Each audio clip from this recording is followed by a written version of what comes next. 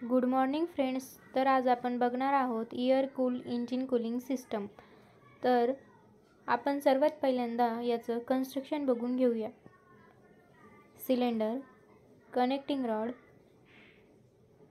Piston. Connecting rod हे पिस्टनला gudgeon पिन्सच्या मदतीने कनेक्टेड आहे.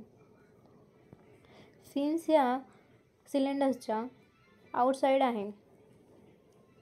Inlet valve, outlet valve, spark plug. तर आता आपण बघूया working of the air cooling engine cooling system.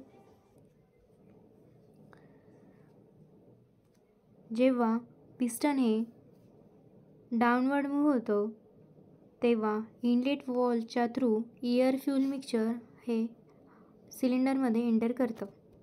त्यानंतर पिस्टन हे अपवर्ड मूव्ह व्हायला लागते तेव्हा एअर फ्यूल मिक्सचर हे कंप्रेस होतं आणि स्पार्क जनरेट करून स्पार्क प्रोव्हाइड करतो.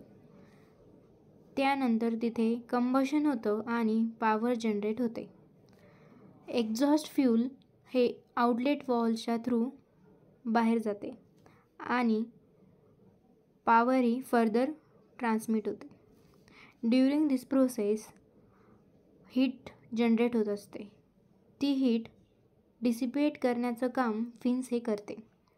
फिन्स त्याचा सरफेस एरिया इन्क्रीज करून हीट ॲब्झॉर्ब करते आणि आउटसाइड फ्लो होणारी एअर त्या हीटला कूल करते आणि इंजिनला कूल करत असते. या प्रोसेसला air cool engine cooling system असे म्हणतात.